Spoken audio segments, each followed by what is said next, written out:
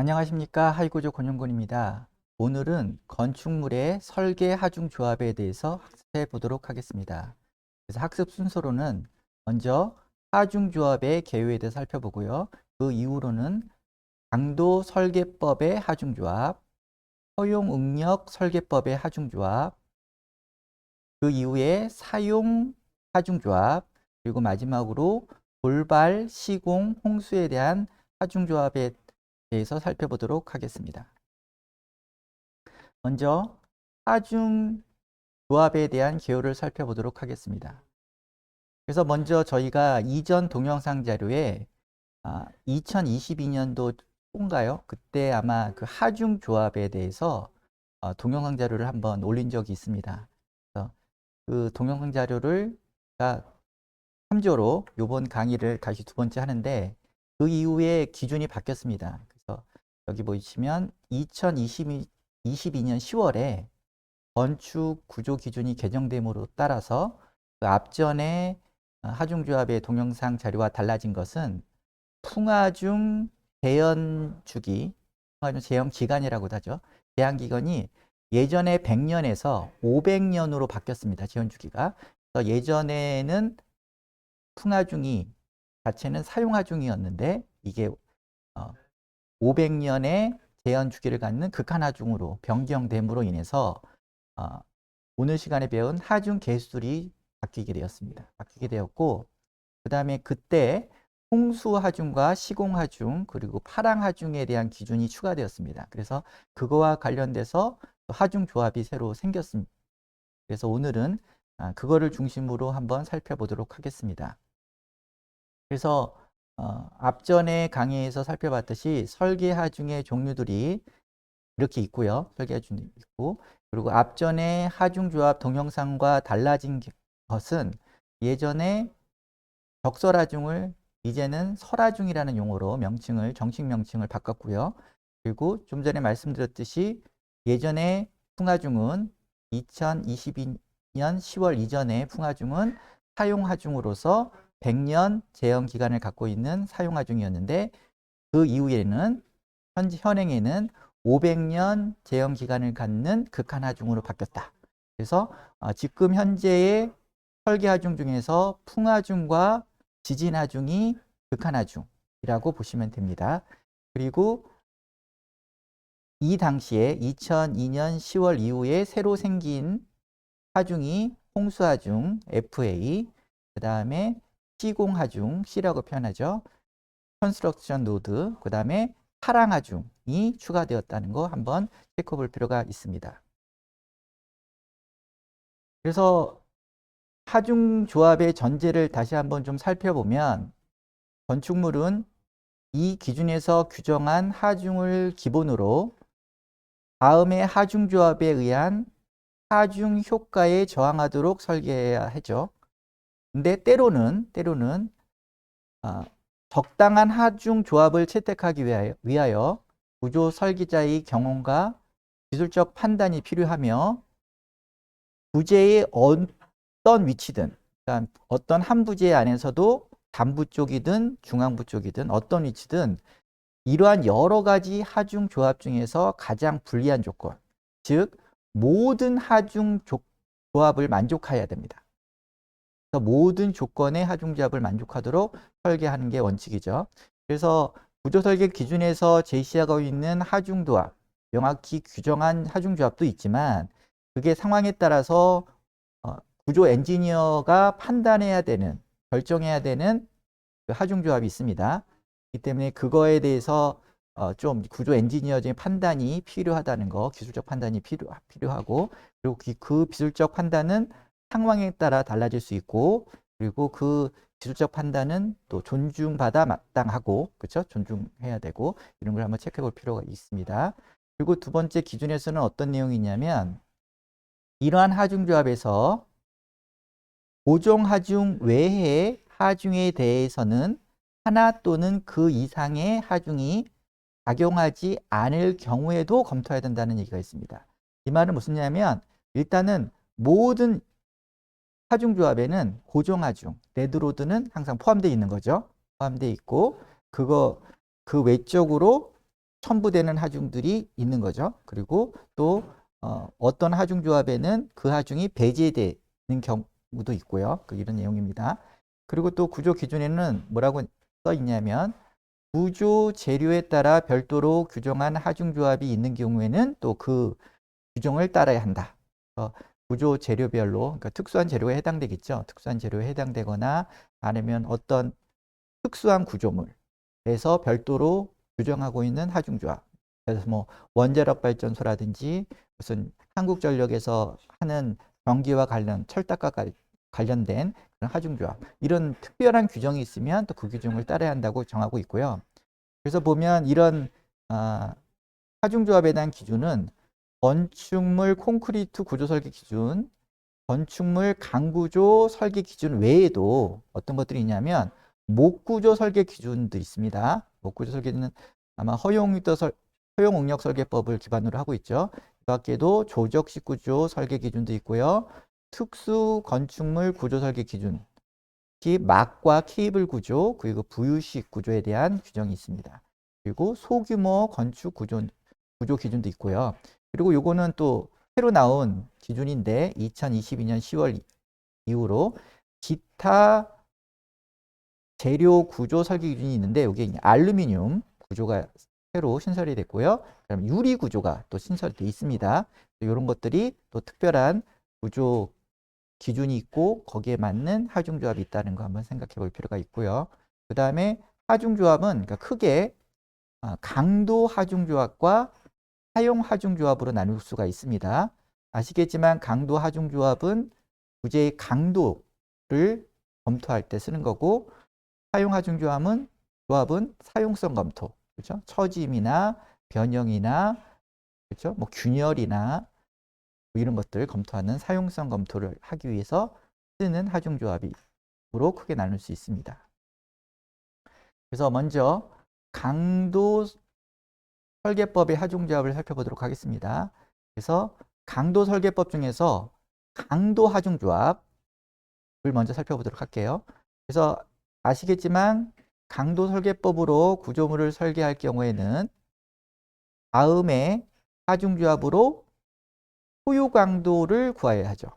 이 소요 강도가 사용 강도보다 설계 강도, 부재가 갖는 설계 강도가 더 크게끔 설계하는 게 철근 콘크리트 구조 설계의 기본 원칙 개념이라고 앞에 시간에 말씀을 드렸죠. 그래서 이렇게 현행 철근 콘크리트 구조 설계도 강도 설계법을 쓰고 그리고 강구조 설계에서도 LRFD 하중 저항 계수 설계법을 쓴다고 했죠. 그래서 지금은 철근 콘크리트 구조나 강구조는 다음과 같은 강도 설계 시 식 1번부터 식 7번까지 기본적인 7개의 하중조합을 사용하고 있습니다. 그래서 이 하중조합 7가지는 앞에 강좌에서도 설명드렸고 그렇지만 이게 2022년 10월 이후에 풍하중이 극한하중으로 변경됨으로 인해서 하중 개수가 변경이 됐습니다.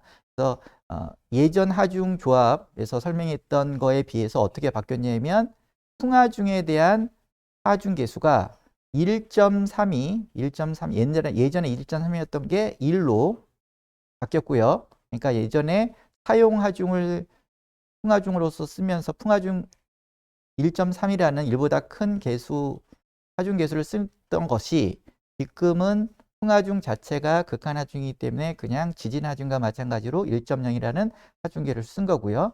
그 다음에 예전에 다른 하중과의 조합에서 여기 보이시죠? 식 3번 0.5W 마찬가지로 그 당시 예전에는 1.65를 쓰던 것이 0.65를 쓰던 것이 0.5로 바뀌었다는 게 크게 바뀐 예전에 하중조합과 크게 바뀐 내용입니다. 그래서 하단의 7개의 식들은 수직하중, 중력하중이라고도 하죠. 뿐만 아니라 수평하중, 풍하중, 지진하중에 대한 안정성을 확보하기 위한 어떻게 보면 기본적인 큰 틀에서의 하중조합이라고 생각하시면 됩니다. 그래서 이들 하중조합은 이런 또 기준이 있어요. 보면 이거는 활화중을 저감할 수 있는 내용인데 이거 읽어보면 주차장과 공공 집회 장소를 제외하고 요거는 제외하고요. 기본 등분포 활화중이 5.0 kN/m² 이하인 용도에 대해서는 식 3, 4, 5에서 나타나는 활화중에 대한 하중 계수를 0.5로 감소시킬 수 있다라는 내용이 있습니다. 이게 무슨 내용이냐면 앞에서 다시 보면 식 3, 그렇죠? 식 4, 식 5에서 보면 여기서 보면 활화중에 대한 하중 계수가 1.0이잖아요. 여기 1.0, 여기도 1.0, 1.0. 이거를 앞의 조건에 만족하면 앞의 조건, 그리고 앞의 조건이 뭐 어떻게 되죠? 주차장과 공공 집회 장소를 제외하고 활화중이 5.0 kN/m² 이하인 용도를 쓸 경우에는 그 1.0을 0.5로 감소시킬 수 있다라는 규정입니다. 그래서 이것도 어떻게 보면 이제 경제적 설계를 위해서 그리고 활화중을 저감할 수 있는 어떻게 보면 기준이기 때문에 이거를 또 잘 활용하면 어떻게 보면 전체적인 하중조합의 하중들을 저감할 수 있는 요인으로 작용할 수 있을 거라고 판단이 됩니다. 그리고 이 밖에도 앞에 있는 하중조합에 지하 수압, 포압 또는 분말 및 입자형 재료의 행압력에 의한 하중이 존재할 때 이걸 우리는 H라는 거를 썼었죠. H라고 얘기하기로 했죠. 호리젠탈 하중가 존재할 때는 다음의 하중 계수를 적용하여 조합하여야 한다는 내용이 있죠. 그래서 이게 보면 첫 번째 이런 H 호리젠탈 하중이 단독으로 작용하거나 또는 H의 하중 효과가 다른 하중 효과를 증대시키는 경우에는 하중 계수를 H의 1.6을 사용해서 앞에 하중 조합 여러 가지 중에 추가로 조합해야 된다는 내용입니다. 그래서 보면 H가 단독으로 작용하는 경우는 보통 지하 외벽 설계할 때 많이 사용되고요. 그 다음에 뒷부분에 이들의 하중 효과가 다른 하중 효과를 증대시키는 것을 보통 편토합, 그렇죠? 편토합이 작용하는 구조물에 이런 것들이 적용된다고 할 수가 있습니다. 이 밖에도 그 H의 하중 효과가 영구적이면서 다른 효과를 상쇄하는 경우에는 이때 H에는 하중 계수를 0.9를 사용한다라는 규정이 있는데 이런 경우는 보통 토합을 감소시키는 분말 및 입자형 재료가 지하 외벽에 영구적으로 맞닿는 경우가 막 이런 경우에 해당됩니다. 그리고 이 밖에도 H의 효과가 영구적이지 않으면서 다른 하중 효과를 상쇄하는 경우에는 그때는 0으로 보고 설계를 한다는 기준이 있습니다. 좀 더 구체적으로 살펴보면 식 1 있죠. 식 1. 1.4 데드로드 또는 플러스 그 플로로드 이거는 보통 고정 하중이 큰 경우 그렇죠? 고정 하중이 큰 경우거나 아니면 수조 물을 담는 용기죠. 수조를 설계할 때 보통 많이 씁니다. 그래서 1.4 플로로드가 예를 들어 없을 경우에는 이 0일 경우에는 1.4 데드로드라는 하중 조합은 보통 이제 실무적으로 보면 보통 수직재 중에서도 보통 아파트에서 많이 보이는 내력 벽식 구조에서 보통 요즘에는 이제 슬라브 두께도 210 정도는 많이 쓰니까 그리고 벽체의 고정 하중이 좀 세잖아요.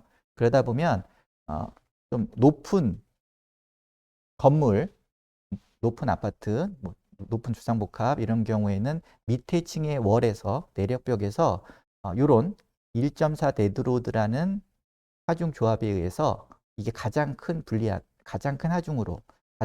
하중으로 존재를 할 수가 있습니다. 그럴 때 많이 쓰고요. 그 다음에 이 전체는 1.4 데드로드 플러스 플로로드는 수조 설계. 물의 수압을 견디는 습식 수조죠. 습식 수조. 받는 거에 요런 하중 계수를 사용하죠. 그래서 수조라 하면 저수조가 있을 거고요. 습식 저수조, 정화조도 있을 거고. 그렇죠? 그다음에 때로는 뭐 재생에너지와 관련된 추결조, 추결조라는 것도 물을 담는 빙충립 추결조라고 부르기도 하고요. 이런 것들이 수압을 견디는 실이기 때문에 이런 것들에 대해서 1.4라는 하중 계수를 가진 플로우로드를 감안해서 설계를 하게 됩니다. 그 다음에 2번은 보면 활하중이 지붕 작용 하중에 비해서 큰 경우에 적용이 되는데 이 경우에서 가장 저희가 어떻게 보면 각 층의 슬라브나 각 층의 보에 가장 많이 쓰는 하중 조합이라고 할 수 있는 게 여기 보면 1.2 데드로드, 그 다음에 1.6 라이브로드입니다. 이게 어떻게 보면 엔지니어들이 가장 많이 사용하게 되는 하중 조합이죠. 왜냐하면 각 층 바닥에는 플로로드가 없잖아요. 그렇죠? 그리고 온도 하중도 뭐 그렇죠? 고려를 거의 안 하고, 그 다음에 뒤쪽에 있는 것들은 0.5의 지붕에 작용하는 하중이기 때문에 그렇죠? 지붕에 어떻게 보면 설하중도 작용하고 때로는 강화하중도 작용시킬 수 있기 때문에, 그렇기 때문에 구조 엔지니어가 가장 많이 쓰는 하중 조합이라고 생각하면 됩니다. 그래서 하중 조합은 수직 하중에서 1.2 데드로드 플러스 1.6 라이브 로드를 가장 많이 사용하고 있고요. 그래서 요거를 기준으로 어떻게 보면 수직 하중에 대해서 가장 많이 쓰는 하중 조합에 대해서 다른 하중 조합과 연관해서 생각을 하시면 이런 하중 조합을 이해하시는데 좀 더 이해도가 빠를 거라고 생각이 듭니다. 그래서 그렇고요. 그리고 식 3은 어떻게 보면 지붕에 작용한 하중이 활하중 및 또는 풍하중보다 큰 경우에 대한 하중 조합입니다. 그래서 여기 보면 지붕 작용 하중이 요겁니다. 식 2에서는 요게 지붕에 작용하는 하중, 지붕 활하중, 그 다음에 설하중, 강우하중 다 배웠었죠. 우리가 그 앞 강의 시간에. 그리고 요건데 식 2번은 여기 보면 여기 1.6이라는 활하중이 지붕에 작용하는 하중보다 큰 경우고요. 식 3은 대래 지붕 작용 활하중이 요 뒤에 활하중 있죠. 1.0 활하중 요거보다 큰 경우, 또는 풍하중 W, 풍하중 윈드로드보다 큰 경우가 식 3에 해당됩니다. 식 3에 해당되고요. 그래서 요 1, 2, 3번 식들은 모두 어떻게 보면 수직 하중에 대한 안전성 확보가 주가 되는 하중 조합이라고 할 수가 있고요. 그 중에서 식 2번은 활하중이 큰 경우, 활하중이 지붕에 작용하는 하중보다 큰 경우로, 이때는 여기 보면 1.6하고 비교해 보면 지붕에 작용하는 하중들은 이게 줄여주죠. 0.5라는 하중 계수로 1보다 작은 하중 계수를 통해서 조합하고 있다는 거 한번 살펴볼 필요가 있고요. 그리고 식 2번과 식 3번을 보면 여기 지붕 활하중 LR이라고 하죠. 그 다음에 설하중 S 스노우로드, 그 다음에 강우하중은 중첩되지 않는다라는 거 한번 살펴볼 필요가 있고요. OR로 표현되어 있죠. 그렇죠? OR. 이거는 중첩되지 않고 이 중에 하나를 쓴다라고 생각하시면 되고, 일반적으로 강우하중은 보통 배수시설을 적절히 해서 건축적으로는 고려를 하지 않죠. 그렇죠? 강우하중은 이게 그렇죠? 실질적으로 배수시설을 잘 하면 강우하중을 고려하지 않기 때문에 이건 특별한 경우라고 보면 지붕 활하중과 그 다음에 설하중이 그렇죠? 어떻게 보면 변수로 작용한다고 할 수가 있습니다. 그 다음에 식 3을 보면 식 3에서는 지붕 설하중이 활하중보다 큰 경우, 여기가 지붕 작용하는 하중인데 여기서 보면 대충 여기가 크죠. 설하중 때문에 이 셋 중에서 설하중 때문에 크게 이 식 3번이를 사용할 경우가 생기는데 여기 이 중에서 여기 보면 그때 활하중은 개수가 1이잖아요. 설하중은 1.6이고 그러니까 지붕 설하중이 요 활하중에 비해서 큰 경우 그렇죠? 큰 경우 사용하는데 이때 활하중은 1 또는 1.5배를 한다 이거죠. 그때는 그러면 여기 보면 1이잖아요. 그런데 0.5를 사용하는 경우는 어떻죠? 앞에서 배웠죠. 요거. 그렇죠? 계속 설명을 하지만 요 조건, 조건에서는 식 3, 4, 5번이 0.5로 감소할 수 있다라는 내용이 이제 요거를 추가해서 빨간색으로 표현한 거고요. 그리고 풍하중도 이때 식 3에서 5합니다. 같이 중첩해서 사용할 수도 없고 할 필요 없고 그때 풍하중도 하중 개수를 0.5로 줄여서 조합한다는 거 한번 좀 살펴볼 필요가 있고요. 그리고 저희가 이제 예전 강의 때 예전 강의 여기 보면 수직하중에 대해서 강의를 한번 한 적이 있었죠. 그때 또 한번 한 내용인데 지붕의 그때 활하중, 지붕의 활하중 L, 그 다음에 설하중의 하중 강도 조합을 또 한번 또 짚어보고 넘어가겠습니다. 그래서 설하중을 적용하는 경우가에 대해서 그때 한번 말씀을 드렸죠. 설하중을 항상 모두 적용하는 건 아니라고 얘기했습니다. 다시 한번 정리해 보면 해당 지역에서 지붕에 작용하는 설하중이 등분포 활하중 및 유사 활하중에 규정된 지붕의 최소 활하중보다 클 경우에만 적용하는 겁니다. 그래서 항상 적용하는 게 아니라고 말씀을 드렸고요.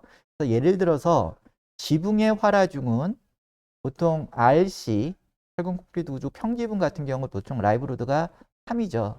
3.0 kN/m 제곱 보통 뭐 이런 걸 많이 쓰는데 요거보다 지붕에 작용하는 설하중이 큰 지역에서는 이제 설하중을 반영해야 된다는 얘기고요.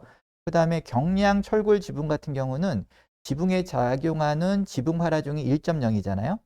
요거보다 큰 설하중이 작용할 경우에 설하중이 크기가 클 때 적용을 하는 겁니다. 요거를 한번 또 다시 한번 체크해 볼 필요가 있고요. 그래서 보면 식 2는 여기 보면 1.2 데드로드 또는 1.6 라이브로드를 그쵸? 가장 많이 쓴다고 했죠. 근데 지붕층 같은 경우는 요거는 그러니까 식 2번은 활하중이 설하중보다 큰 경우는 요걸 쓰는 겁니다. 그렇죠? 요 두 개 지금 얘기를 하고 있으니까. 그래서 지붕의 활하중이 설하중보다 여기 설하중 그때는 설하중 요 조건에 만족하는 경우에는 설하중에는 0.5라는 개수를 1보다 작은 개수를 곱하고요. 그 다음에 또 설하중이 되래 활하중보다 큰 경우는 식 3을 쓰는 겁니다. 그러면 여기서 어떻게 되죠? 그때는 활하중이 1이고 하중 개수가 설하중이 어떻게 되죠? 1.6이라는 높은 하중 개수를 적용한다는 거 한번 여기서 식 2번과 식 3번에 대해서 한번 예전에 수직 하중이라는 동영상에서 설하중을 할 때 한번 살펴봤습니다. 그러니까 이 밖에도 보면 식 4와 식 5에 대한 하중 조합이 있습니다. 그럼 이거는 뭐냐? 풍하중, 활하중, 설하중과의 조합입니다. 그렇죠? 그래서 식 4는 그렇죠? 풍하중이 극한하중으로 작용할 때 1.0이죠. 1.0으로 작용할 때 그때의 활하중은 1을 쓰고 그 대신 그때의 설하중은 반으로 줄인 0.5를 쓴다. 그렇죠? 그리고 식 5는 또 지진하중이 이번에는 가장 클 때 지진하중과 활하중과 설하중의 조합으로서 이럴 때는 활하중을 1.0이라는 하중 개수를 쓰고 그리고 설하중은 0.2라는 하중 개수를 쓴다. 이런 것들을 한번 또 체크해 볼 필요가 있습니다. 한번 그래서 보면 활하중과 설하중이 동시에 가장 크게 적재할 가능성이 없기 때문에 그렇죠? 가능성이 있기 때문에 이렇게 1 이하의 하중 개수를 쓴다는 거. 그래서 적음으로 활하중 L과 L이 설하중보다 큰 경우 지붕의 작용하중은 0.5라는 그렇죠? 하중 개수를 쓰면서 조합한다. 0.5 그렇죠? 이런 걸 쓴다는 거. 그 다음에 설하중이 활하중보다 큰 경우는 활하중의 하중 개수를 2를 쓴다. 그렇죠? 2를 쓴다. 근데 앞에 그렇죠? 주차장과 집회 시설이 용도가 아니고 그리고 활하중이 5.0 kN/m² 이하의 그렇죠? 용도로 쓰는 경우에는 0.5로 또 줄여줄 수 있다고 했죠. 그래서 가로 열고 0.5라고 쓴 겁니다. 배로 또는 이 경우 또 풍하중은 0.5라는 1보다 작은 하중조합을 사용해서 조합한다는 거. 그렇죠? 13번에서 이런 것들을 한번 또 살펴볼 필요가 있습니다. 그리고 계속해서 식 4, 식 5, 식 6, 식 7을 살펴볼게요. 이런 식들은 보통 수평하중, 대표적으로 윈드로드와 얼스퀘이크 로드, 그죠? 풍하중과 지진하중에 대한 거죠. 이거에 대한 안전성 확보를 위한 하중 조합입니다. 그리고 상기 하중 조합에는 모두 고정하중, 데드로드가 고려되어 있다는 거 한번 살펴볼 필요가 있고요. 그리고 상기 하중 조합에는 풍하중과 지진하중은 중첩되지 않죠. 그렇죠? 이거를 한번 또 살펴볼 필요가 있고요. 그러니까 동시에 작용할 확률이 거의 없죠. 그렇기 때문에 중첩시키지 않고 있고요. 그리고 상기에서 풍하중, 지진하중은 극한 하중으로서 하중 개수가 얼마다? 1.0이라는 거 한번 살펴볼 필요가 있습니다. 그래서 상기식은 풍하중과 지진하중의 하중 개수가 모두 1이라는 거, 1.0이라는 거. 그 다음에 풍하중이 가장 큰 경우, 식 4번이 풍하중이 가장 큰 경우죠. 큰 경우는 활하중이 하중 개수가 얼마죠? 1.0 또는 0.5와 지붕의 작용하중이죠. 여기 지붕의 작용하중을 하중 개수는 0.5배를 조합해서 사용한다. 그렇죠? 이런 거 계속 말씀을 드립니다. 그래서 4번 같은 경우는 풍하중이 가장 큰 경우에 해당되고요. 그 다음에 5번은 식 5번은 지진하중이 가장 큰 경우죠. 그렇죠? 그럴 때 또 마찬가지로 거기하고 조합되는 데드로드 고정하중은 1.2지만 활하중은 거기서 작용하는 활하중은 1을 쓴다. 그리고 경우에 따라서 그렇죠? 0.5를 쓸 수도 있다. 그리고 또 이때 설하중은 0.2배로 조합을 시킨다. 그렇죠? 이런 것들 한번 살펴보실 필요가 있습니다.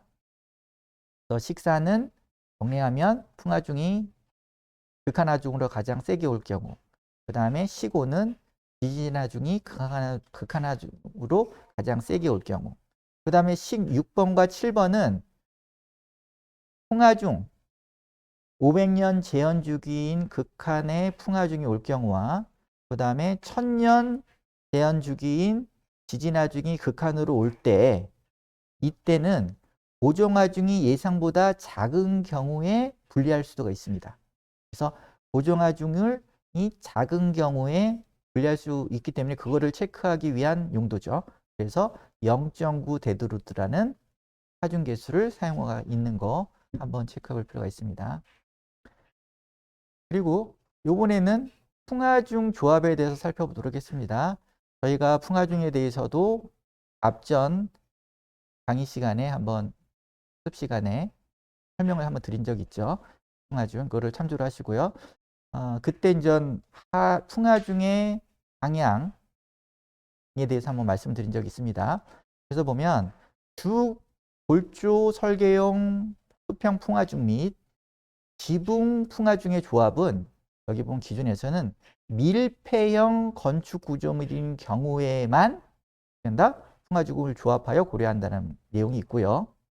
그리고 여기 보면 직사각형 평면을 가진 건축 구조물로서 이게 뭐죠? 3보다 작은 형상비라고 얘기했죠. 형상비가 3 미만인 경우에, 그러니까 결국 저층 및 중층 건축 구조물이죠. 그의 수평 풍화중 조합에는 어떤 거를 고려해야 되냐면 풍방향 풍화중과 풍직각 방향 풍화중의 조합을 고려해야 됩니다.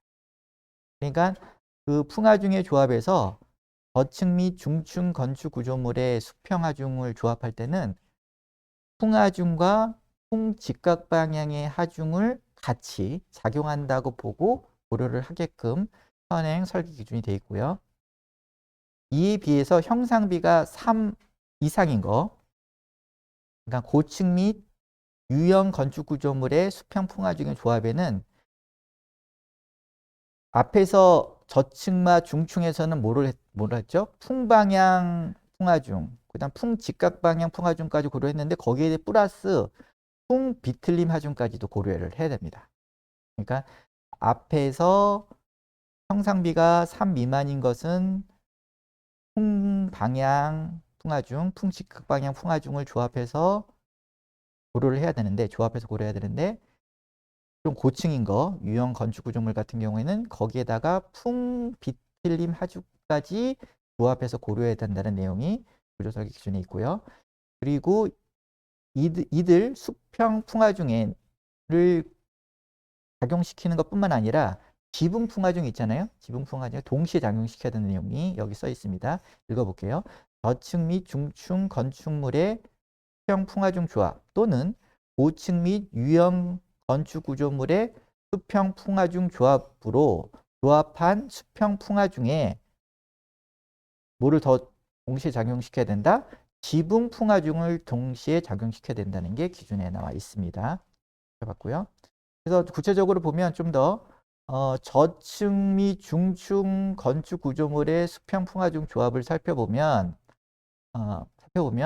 여기에 보면 WLC 이거 뭐죠? WLC 풍직각 방향 조합 하중이죠. 그렇죠? 레터럴. 이에 비해서 이거는 어떻게 구하느냐? 조합을 시킬 때 WD 다이렉트인가요? 풍방향 하중에다가 감마라는 배수를 곱해서 구한다는 거죠. 그러니까 풍직각 방향 하중 조합은 풍방향 하중에다가 감마라는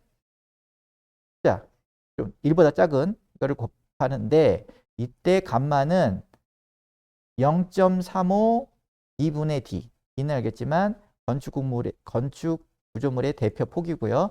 D는 그 깊이고요. 그렇죠? 요 비율에 따라 또는 0.2 이상의 감마값을 사용을 해서 구한다는 겁니다. 결국 풍직각 방향 하중 조합을 이렇게 해서 같이 조합을 시킨다는 거죠.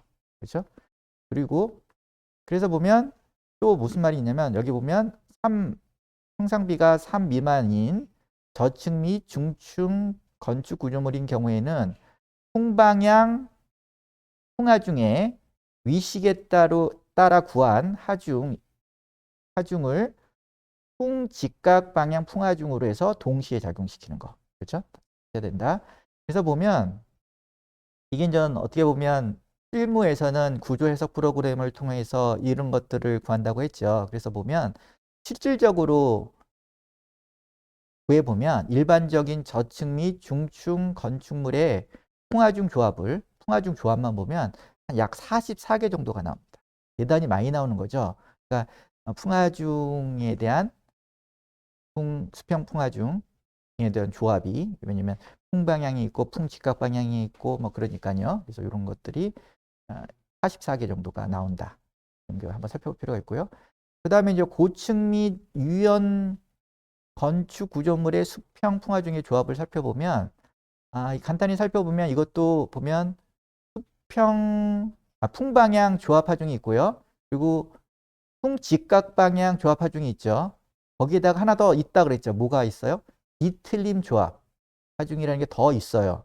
그래가지고 이 세 가지를 이제 고려해야 되기 때문에 어떻게 보면 하중 조합이 더 많아지는 거죠. 그래서 보면 조합 조건을 크게 나누면 첫 번째 이거는 뭐죠? 풍방향 풍하중이 큰 경우, 그렇죠? 이게 이제 메인 풍하중이 이거인 경우에는 직각 방향 풍하중이 40%를 반영한다. 0.4. 그죠? 그리고 비틀림 조합, 비틀림 풍화중은 몇 퍼센트? 0.4를 적용한다. 요런 그러니까 1번 같은 경우는 풍방향 풍화중이 가장 센 경우. 여기 메인 보통 1번이 많이 대세에 많이 영향을 미칩니다. 요런 경우 여기 보면 직각 방향 풍화 중에 이거는 뭐 따로 구해야 되겠죠. 40%. 그다음에 비틀림 풍화 중에 40%를 같이 봐야 된다. 조합해서 봐야 된다는 내용인데요. 이거 보면 앞에 저층은 대충 보면 뭐 요 감마 값에 따라 다르겠지만 한 그렇죠? 한 20% 정도 보잖아요. 그렇죠? 근데 지금 보면 고층은 보통 40%까지 보라 그러기 때문에 이게 좀 어떻게 보면 더 크게 보는 거죠. 그렇죠? 풍직각 방향과 풍 비틀림 하중을 좀 더 저층보다 고층 건축 구조물은 또 많이 본다는 개념인 거죠. 그러니까 좀 센 거죠. 세게 본다는 거. 이 밖에도 2번은 조합 2번은 요번에는 풍직각 방향의 풍하중이 메인인 경우 주가 되고 나머지가 그렇죠? 부가 되는 용도의 하중조합이고요. 그다음에 3번 조합 조건의 3번은 비틀림 조합 하중이 메인이 되고 주가 되고 나머지 하중들이 부가 되는 보조 역할을 하는 할 때 쓰는 조합입니다. 그래서 이런 고층 및 유형 건축 구조물의 수평 풍화죽 조합은 어쨌든 형상비가 3 이상으로 이 세 가지 앞에서 보였던 세 종류의 하중 조합도 모두 고려를 해야 된다. 그렇죠? 그래서 일반적으로는 실무적으로 보면 이런 고층 및 유형 건축 구조물의 풍화중 조합만을 살펴보면 한 264개 정도로 구성되는 게 나왔습니다. 저희도 실무를 통해서 한번 이번 기회에 한번 조사를 해봤더니 엄청난 많은 게 나온 거죠. 그렇죠? 그러니까 앞에 저층 건축 구조물에는 44개인데, 그렇죠? 고층은 비틀림까지 조합을 해야 되고, 그 다음에 그 안에서 하중 조합 조건이 1, 2, 3번이 있고, 그러니까 264개 정도 엄청나게 많이 나온다고 할 수가 있겠죠.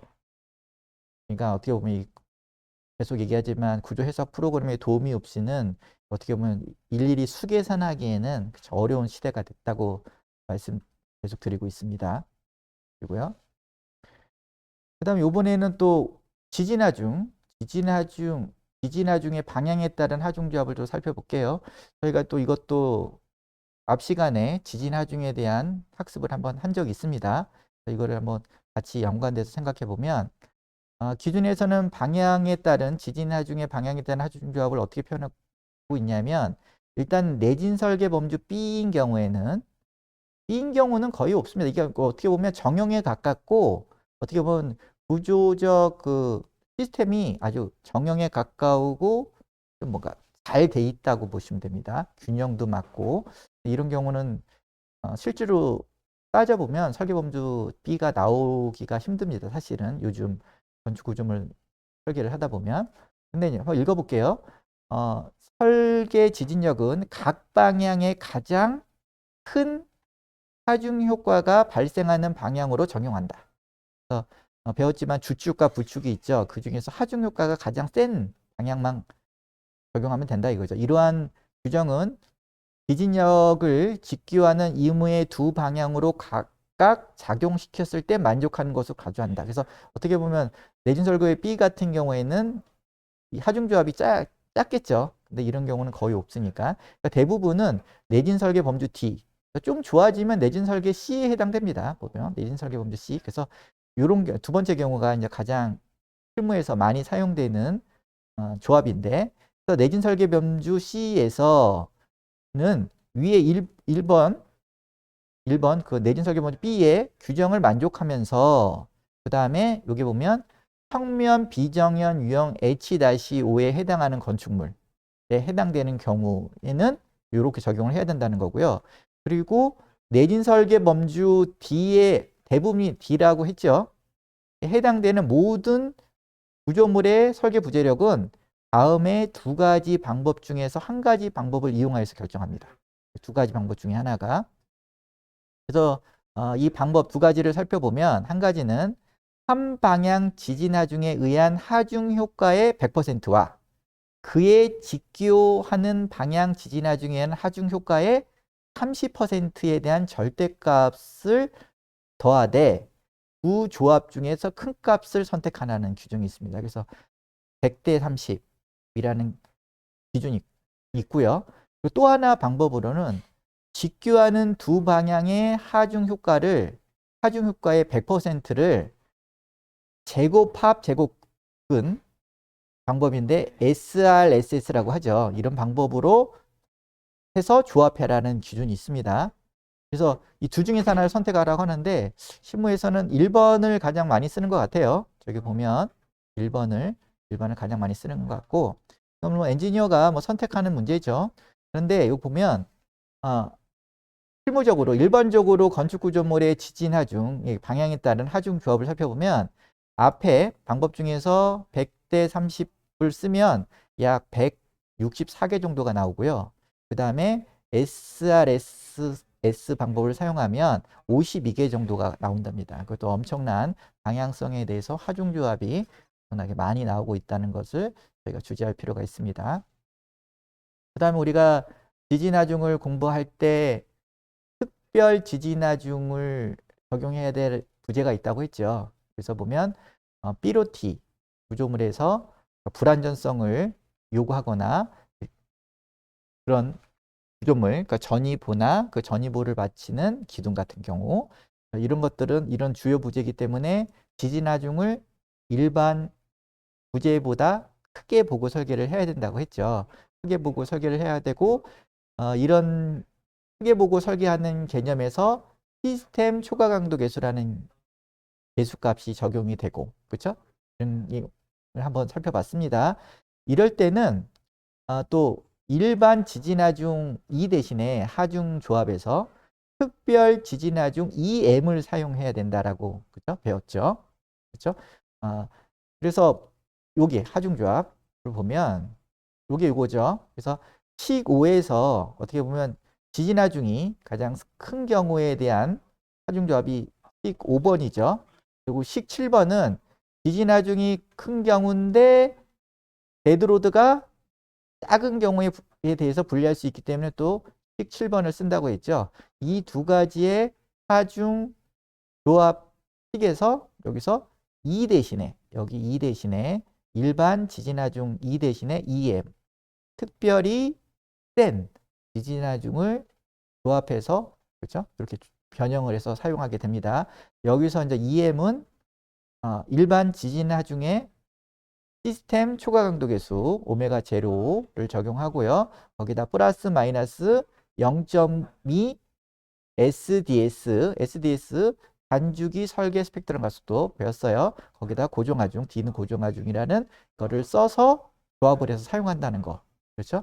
이런 게 있고 이것도 보면 좀 일반적인 건축 구조물의 특별 지진하중을 적용되는 부재의 하중 조합을 살펴보면 약 64개 정도가 나오는 걸로 저희는 어떤 프로젝트에 대해서 한번 살펴봤더니 이 정도 나오고 있습니다. 이것도 특별 지진하중이 결국 적용되는 부재는 또 많은 또 하중 조합이 또 이루어지고 있다는 거 한번 말씀드렸습니다.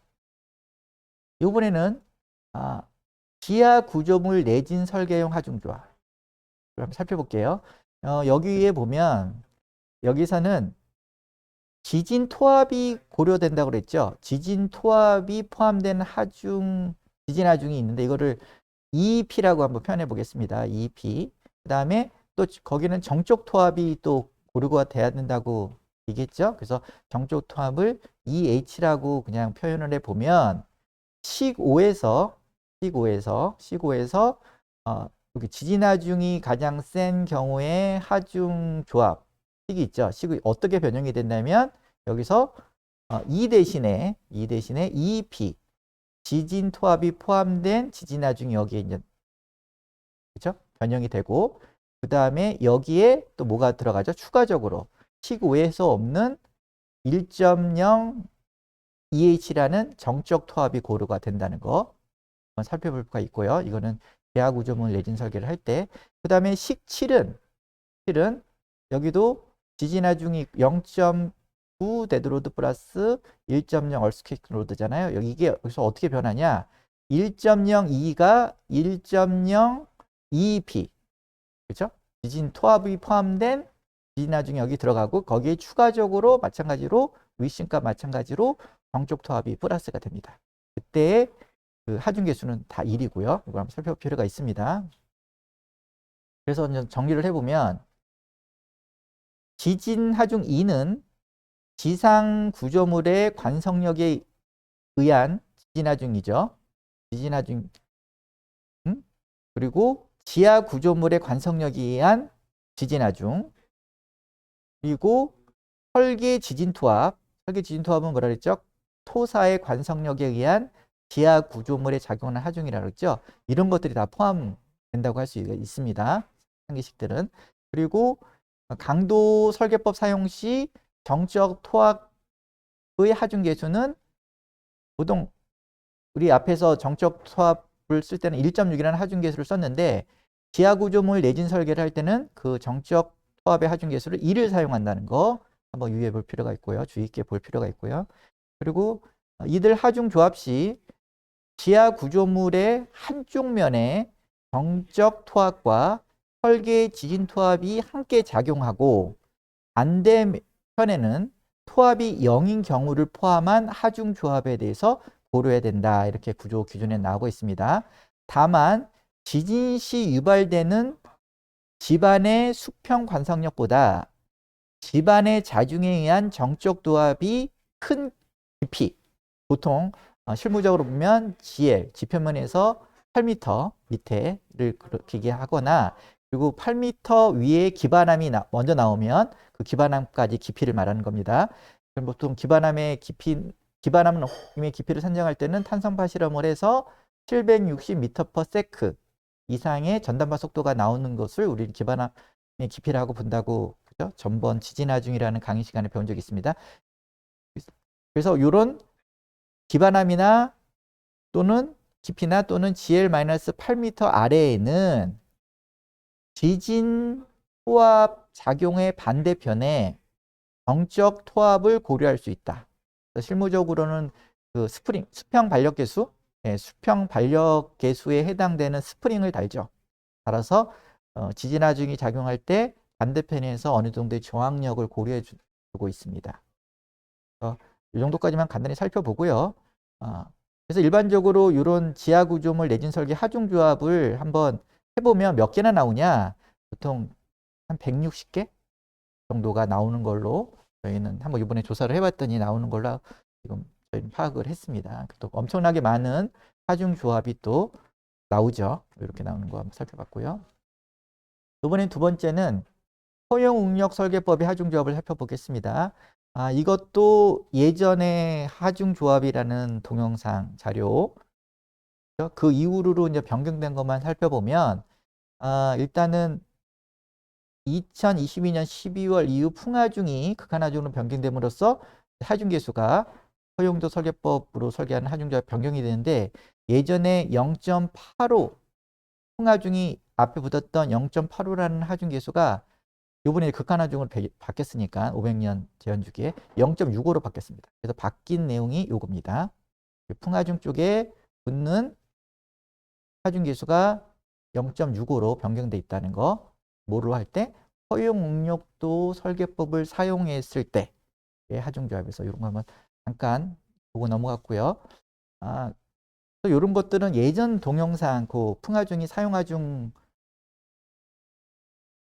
되었던, 그렇죠? 2022년 12월 이후의 동영상, 하중조합 동영상과 좀 비교해 보시면 좋을 듯 합니다. 어떻게 변형이 됐는지. 그래서 이것도 마찬가지로 허용응력 설계법의 하중조합에도 이런 H라는, 그렇죠? 호리젠탈 로드가 작용할 경우에는 또 적용하는 하중 계수가 있습니다. 이런 것도. 근데 저번 예전과 거의 같은 거죠. 같죠? 그래서 여기 보면 간단히 살펴보면 H가 단독으로 작용할 거는 지하의 벽에 해당되고, 그렇죠?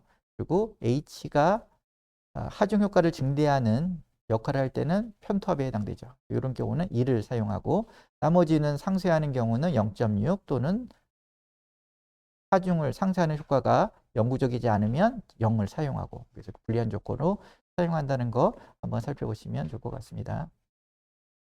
이번에는 사용하중. 이 사용하중 조합에 대해서 살펴보도록 하겠습니다. 그래서 사용하중 조합은 일단 저희가 이제 강도 설계법을 많이 사용하잖아요. 강도 설계법을 철근 콘크리트 구조도 그렇고 그다음에 강구조 설계도 그렇고 요즘 시대에 강구조 설계 많이 사용하는데 그 경우에 사용하중 조합은 그러면 어떻게 하냐? 그럼 사용하중에 대한 조합은 결국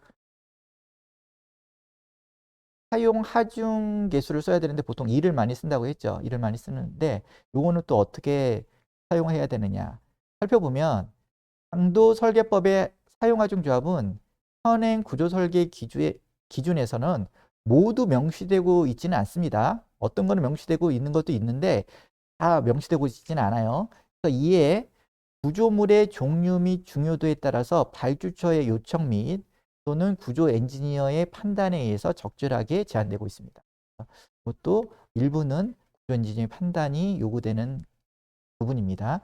그래서 사용성 검을 검토하는 사용 하중 조합은 일반적으로 하중 계수를 1을 사용하지만 또 고정 하중과 풍하중 또는 지진 하중에 대해서는 어느 정도의 추가적인 하중 감소 계수를 적용할 수도 있고요. 그 다음에 구조물의 수평 또는 수직 방향의 변형에 대한 제한값이 있지 않겠습니까? 제한값. 이거는 건축물의 용도에 따라 달라집니다. 달라지는데 이런 제한값들은 예전 동영상자료인 강구조의 변위 제한에서 설명드린 적이 있습니다. 여기에서는 강구조의 처짐 제한, 그리고 바람에 의한 수평 변이 제한, 그리고 지진에 의한 층간 변이 제한에 대해서 각 다른 나라 기준도 해서 좀 상세히 설명을 드린 적이 있기 때문에 이거를 한번 살펴보시면 좋을 것 같고요. 그리고 이거는 철근 콘크리트 구조도 마찬가지입니다. 제한사항은 그러니까 그걸 한번 살펴보도록 하겠습니다. 예, 다음은 사용하중 조합 중에서 강도 설계법에서 사용하는 사용하중 조합에서 살펴보겠습니다.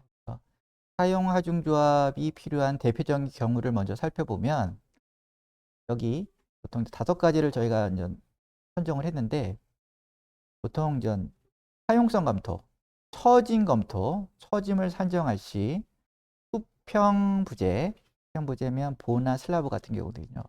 또는 골조의 연직 방향 변이를 구할 때 이런 사용하중 조합을 사용하게 됩니다. 그 다음에 두 번째는 풍하중에 대한 최대 수평 변이 산정 시 사용하중 조합을 사용하게 되고요. 이 밖에도 수압에 의한 구조물의 부력 검토 시 또 사용을 하고요. 그 다음에 기초판의 저면적 또는 말뚝의 개수를 선정할 때 또 사용합니다. 그리고 이 밖에도 철근 콘크리트의 균열폭 검토를 할 때 이 사용하중을 사용하고 있는데 철근 콘크리트 균열폭 검토에 대한 자료는 예전 동영상 자료 중에서 콘크리트 구조물의 균열 유형 및 보수 공법 또는 콘크리트 구조물의 균열 원인 및 대책에서 간단히 또 말씀드린 적이 있기 때문에 이거를 참조하시기 바라고요. 그리고 현행 건축 내진 설계 기준상 지진 하중에 대한 층간 변이, 층변이 또는 층간 변이, 이 밖에도 인적 건축물과의 이격거리 산정에서 극한 하중을 사용합니다. 그러니까 나머지 위에 있는 사용 하중은 어떻게 보면 그 사용성 검토는 사용 하중을 사용한다고 할 수가 있겠죠. 근데 예외로 지진 하중의 층간 변이를 검토를 하잖아요. 그때는 극한 하중 조합을 보통 사용하는 게 좀 특이합니다. 그래서 예전에도 얘기했지만 그때는 이제 데드로드 플러스 얼스퀘이스 로드 1.0 데드로드 플러스 1.0 지진 하중을 이제 쓰는데 그래서 식들이 이제 이런 식을 쓰죠. 이런 식을 쓰는데 여기서 보면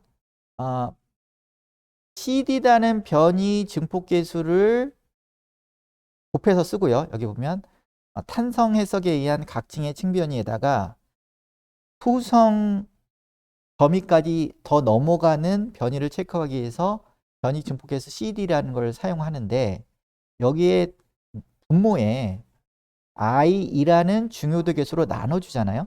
그래서 중요도 계수가 지진하중 같은 경우에는 저번 시간에 배웠지만 중요도에 따라서 1.0, 1.2, 1.5까지 구성되어 있는데 이걸로 나눠줍니다. 그래서 사실은 그 중요도 계수로 나눠주는 개념이 어떻게 보면 극한하중을 약간 사용하중화, 그죠? 시키는 이런 어떻게 보면 뜻이 있다고 볼 수가 있습니다. 이런 식의 강도설계법에서 사용하중 조합들은 이런 경우에 쓴다는 거 한번 볼 필요가 있고요. 그리고 그래서 대표적인 경우는 철근 콘크리트 보의 처짐에 대한 사용하중 조합이 있습니다. 사용하중 조합이 특별하게 있는데 기준에 그러면 강구조는 어떻게 되죠?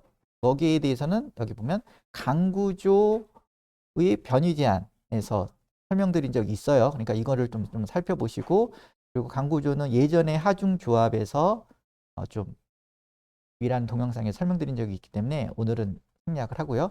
그래서 오늘은 철근 콘크리트 보의 처짐에 대한 사용하중 조합을 살펴보면 기준에서는 어떻게 나오고 있냐면 파라중에 의한 순간 처짐을 검토해야 되고요. 순간 처짐, 탄성 처짐이라고 할 수 있겠죠. 즉시 처짐이라고 할 수도 있고 파라중에 의한 즉시 처짐을 순간 처짐을 검토해야 되고 또 하나는 지속 하중에 의한 장기 처짐을 검토해야 됩니다. 지속 하중에 의한 장기 처짐. 근데 이 지속 하중이라는 개념이 나는데 이 지속 하중은 데드로드에다가 파라중의 일부를 합한 게 지속 하중입니다. 지속 하중을 적용하는데 지속 하중을 한번 먼저 살펴보면 지속 하중이란 장기간에 걸쳐서 지속적으로 작용하는 하중으로서 고정하중 데드로드 전체와 파라중 중 얼마만큼이 지속 하중으로 작용하느냐가 하중의 지속 기간에 좌우됩니다. 그래서 그 하라중을 일부만을 작용하죠. 데드로드는 전체를 적용하고 거기에다가 하라중의 일부 하중만을 추가해서 작용을 하는데 보통 이제 명확한 기준은 없어요. 기준상에 이거 뭐 하라중의 몇 퍼센트를 지속 함유로 보느냐는 기준은 없는데 일반적으로 보면 참고 문헌에 보면 아파트의 사용 하중에서는 한 20%, 그리고 창고는 한 80%의 하중을 지속 하중으로 고려한다고 하고 있고요. 그리고 이제 현재 실무에서는 보통 일반적으로 50% 정도를 지속 하중으로, 하라중의 50%를 고정 하중과 함께 지속 하중으로 많이 사용하고 있습니다. 그래서 다시 정리하면 철근 콘크리트 보의 처짐을 검토할 때는 하라중에 대한 순간 처짐도 검토해야 되고 그리고 고정 하중 플러스 하라중의 일부에 대한 장기 처짐을 고려하게끔 돼 있는데 여기 보면 나오죠. 여기 보면 부재의 형태에 따라서 여기 보면 과도한 처짐에 의해 손상되기 쉬운 비구조 요소를 지지 또는 부착하지 않는 지붕 구조는 이때는 이 구조는 이거와 또 좀 더 강화된 기준이죠. 과도한 처짐에 의해 손상되기 쉬운 비구조 요소를 지지 또는 부착하지 않는, 그렇죠? 바닥 구조가 이렇게 나와 있고 이렇게 나눠지고 이거의 경우에 화라중에 순간 처짐 제한을 검토해야 되는데 첫 번째 경우에는 처짐 한계가 180분의 L, L은 스판이죠. 그런데 좀 더 강화된 순간 처짐을 검토하는 부재는 360분의 L, 그렇죠? 요 두 개 범위 중에서 순간 처짐을 검토해야 된다라고 기준에서는 얘기하고 있고요. 그러면 장기 처짐은 이것도 마찬가지로 부재 형태를 두 가지로 똑같이 나누고 있어요. 위하고 똑같아요. 과도한 처짐에 의해 손상되기 쉬운 비구조 요소를 지지 또는 부착한 지붕 또는 바닥 구조. 이거는 강화된 거죠. 강화된 건데 밑에 거는 과도한 손상에 의해 처짐에 의해 송산될 우려가 없는 기구조 요소를 지지 또는 부착하는 지붕 및 바닥 구조. 그렇게 해서 요거는 고려해야 할 처짐은 전체 처짐 중에서 비구조 요소가 부착된 후에 발생하는 처짐 부분을 검토해야 되는데 모두 지속 하중에 의한 장기 처짐과 추가적인 탈하중에 의한 순간 처짐의 합으로 해야 된다는 게 있습니다. 이걸 잘 읽어 보셔야 되죠. 여기 보면 다시 모든 지속 하중에 의한 장기 처짐 이거와 추가적인 탈하중에 의한 순간 처짐의 합입니다. 요게 강화된 거는 480분의 1 그리고 조금 느슨하게 규제하는 것은 240분의 1로 규정하고 있는 거 한번 요거는 철근 콘크리트 구조 설계의 기준에 나와 있기 때문에 이건 명확한 기준이라고 할 수 있죠. 이런 거는 처진 검도할 때 이런 거를 고려해서 설계하고 있다는 거 한번 체크해 볼 수가 있고요. 그 다음에 계속적으로 요번에는 수평하중에 의한 사용하중 조합, 수평하중이라면 대표적으로 풍하중과 지진하중이 있죠. 그랬을 때 풍하중에 대한 것들이 기준이 500년 제한 주기로 바뀌었다고 했잖아요. 그렇죠? 그래서 앞 시간에 풍하중에 대한 강의 때 학습 자료 때 어떻게 보면 풍하중도 제한 기간에 따라서 500년 제한 주기에 대한 풍하중도 있지만 50년 제한 주기에 대한 풍하중도 있고 1년 제한 주기에 대한 풍하중이 있다고 했죠. 그렇기 때문에 먼저 거기서 풍하중에 의한 최대 수평 변이를 산정할 때 바뀐 기준에서 이제 나왔습니다. 그때 보면 데드로드는 항상 들어가 있고 데드로드 플러스 풍하중을 바로 조합하는데 그때 풍하중은 제한 기간 50년 설계 풍속을 사용한 풍하중을 적용해야 되는 겁니다. 여기는 이제 500년 제한 주기가 아니라 50년 제한 기간에 풍하중을 적용해서 데드로드 플러스 윈드로드를 적용해야 된다는 거죠. 그래서 보면 기준에 보면 여기 50년 제한 기간 안에서의 기본 설계 풍속을 정해주고 있어요. 설계 풍속을 정해주고 있는데 이거는 식이 이렇게 되죠. 그렇죠? 이렇게 되는데 이거를 일단 구해서 적용 컨비네이션을 하중조합을 이렇게 적용한다. 그리고 또 풍하중에 의한 기본 응답 가속도를 산정할 때는 1년 제한 주기를 쓴다고 했잖아요. 그렇죠? 보면 제한 기간 1년의 기본 풍속을 사용한 풍하중을 적용한다. 이거는 이렇게 또 식이 정해져 있거든요. 그렇기 때문에 요거는 그거를 사용 하중조합할 때는 데드로도 다 들어가고요. 거기다가 1년 제한 기간에 해당되는 설계 풍속을 풍하중을 넣어서 체크를 하면 됩니다. 그리고 이 밖에도 지진하중은 층간 변이, 스토리 드리프트를 검토하도록 하고 있잖아요. 앞에 살펴봤듯이 이때 또 하중조합은 지진하중이 극한하중임에도 불구하고 그냥 데드로드 플러스 어스케이스 로드 지진하중을 바로 이렇게 적용해서 푸는 게 일반적이다. 살펴볼 필요가 있고요. 그 다음에 저희가 강도 설계법의 사용하중 조합을 선택할 때 앞에서 배웠던 허용로 설계법의 하중조합을 사용하는 경우도 있습니다. 이거는 허용 응용도의 하중조합은 앞에 살펴봤던 아래에 있는 하중조합은 보통 강도 설계할 때도 쓰고 사용성 검토할 때도 쓰잖아요.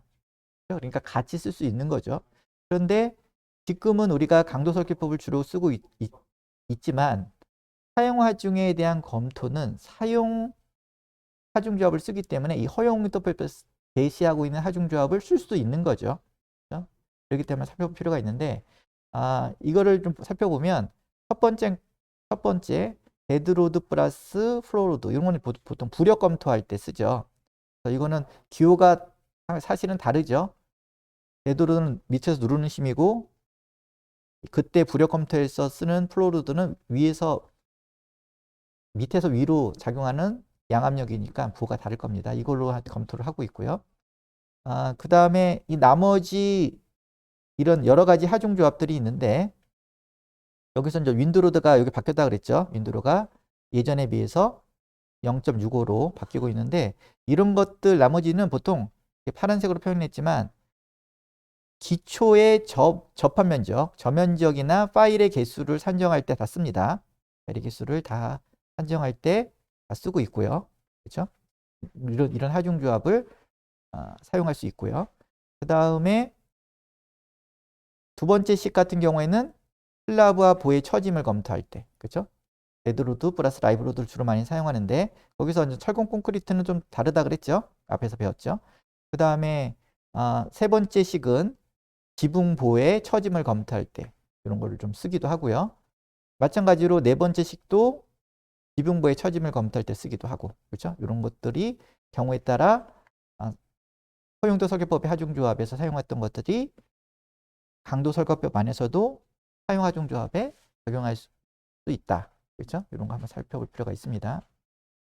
그리고 이제 마지막으로 2022년 10월 이후에 새로 나왔던 구조 기준에 반영되어 있던 돌발, 시공, 홍수에 대한 하중조합을 간단히 살펴보도록 하겠습니다.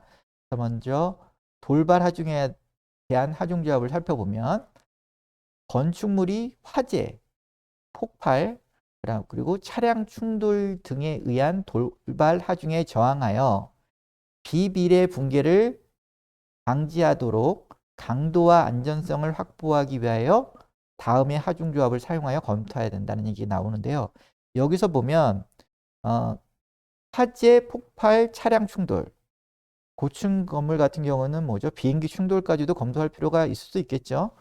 미국의 그렇죠? 쌍둥이 월드타워인가요? 이거 파괴할 때 보면 이런 거에 대한 돌발 하중을 검토할 필요가 때로는 있는데 이럴 때의 하중조합은 이런 걸 사용해야 된다는 게 기준에 들어왔습니다. 그랬을 때 AK를 보면 AK는 이런 여러 가지 돌발 사고에 대한 하중이 AK로 반영이 되어 있고 이때의 하중 개수는 1.0이죠. 그리고 이런 것들은 고정하중도 그때는 고정하중이 0.9인 경우 또는 1.2인 경우, 그러니까 고정하중이 큰 경우 또는 작은 경우에 대해서 둘 다 검토하도록 지금 정하고 있는 거고요. 이 경우 라이브로드는 하중기술 0.5를 적용하고 그리고 이때 또 설하중에 대해서 반영할 필요가 있을 경우에는 설하중은 0.2라는 하중기술을 적용하도록 이렇게 기준에서 새로 들어왔습니다. 그리고 돌발 하중에 의하여 손상을 입은 구조물의 안전 저항 능력은 책임 구조 기술자가 식별하여 선정한 구조 요소를 가상적으로 제외하고 다음에 하중 조합으로 평가한다는 기준이 있습니다. 그래서 보면 위에 하중 조합에서 AK가 사라졌죠. 그렇죠? AK가 사라지고 그렇죠? AK 사라지는 대신에 그러니까 손상이 많은 구조 부재는 배제하고 없다고 치고 그리고 그 잔존하는 부재에 대해서 이 정도의 하중 조합으로 검토를 해라는 제안이 있는 거죠. 그리고 또 상황에 따라 다르기 때문에 이런 것도 이제 경우에 따라 좀 변형이 되겠죠. 이제 그럴 때 데드로드에 대한 고려, 그 다음에 라이브로드에 대한 고려. 그때는 라이브로드는 0.5라는 하중 개수를 사용하고, 그 다음에 지붕에 작용하는 각종 하중에 대한 하중 개수 0.1을 사용해서 검토해라. 이런 기준이 새로 들어왔습니다.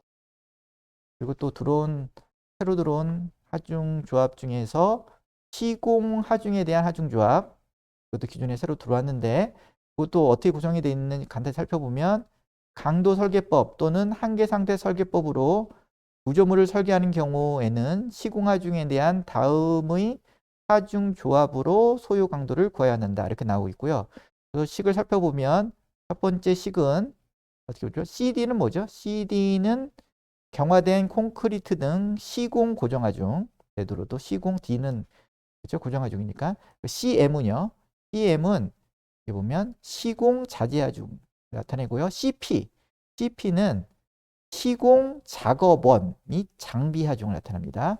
그리고 CH는 시공 시 작용하는 수평 하중을 이런 컨비네이션을 통해서 검토해라 이런 내용이 있고요. 그다음에 두 번째 식은 뭐냐면 CD 고정하중이죠. 경화된 콘크리트 등 시공 고정하중에 뭐를 고려한다? 경우에 따라서 윈드로드, 풍하중을 검토해라.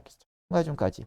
실내 같은 경우는 뭐 풍하중을 검토하지 않을 수도 있고, 근데 실외에 풍하중을 직접 받는 구조물은 또 검토할 필요가 있는 경우도 있고, 그러니까 경우에 따라 검토할 필요가 있는 경우와 없는 경우가 있으니까 이 가로로 표현한 것 같아요.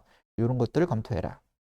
그리고 또 허용 응력 설계법으로 구조물을 설계하는 경우에는 시공하중에 대해 다음에 또 하중조합을 적용해라 라고 했죠. 첫 번째 식은 위식에 비해서 하중계수가 다 1이죠. 그리고 이거는 그렇죠? 이거보다 요 강도 설계법에 비해서 밑에 식은 더 하중계수가 작아진 그렇죠? 성향이 나타나고 있고요. 이렇게 시공하중에 대한 하중조합도 이런 거를 기본적으로 이런 거를 봐라라고 정해져 있는데 이것도 시공하중도 뭐 종류가 다양하잖아요. 경우에 따라. 그렇기 때문에 이것도 좀 상황이 달라질 수가 있어요. 그리고 구조 엔지니어에 따라서 이거를 변형해서 쓸 수도 있고 이런 거 살펴볼 필요가 있고요. 그 다음에 마지막으로 홍수하중에 대한 강도 설계법에 대한 하중조합이 있습니다. 그래서 홍수하중을 적용해야 될 구조물은 어떻게 보면 발주처가 요구하거나 그리고 어떻게 보면 특수한 구조물만 홍수 지역에 위치한 건축 구조물에 대해서만 어떻게 보면 적용을 하고 있기 때문에 이것도 새로운 기준이기 때문에 이것도 뭐 항상 모든 구조물을 다 적용할 필요는 없고요. 어떻게 보면 특수한 하중이라고 볼 수가 있죠. 그러면 읽어보겠습니다. 홍수 지역에 위치한 건축물 설계에 대해서는 홍수 대 지역의 분류에 적합한 하중 조합을 선정하여 설계 또는 검토한다. 다만 기본 하중 조합과 후합, 토합, H 아까 살펴봤죠? 를 고려한 하중 조합에 추가한다.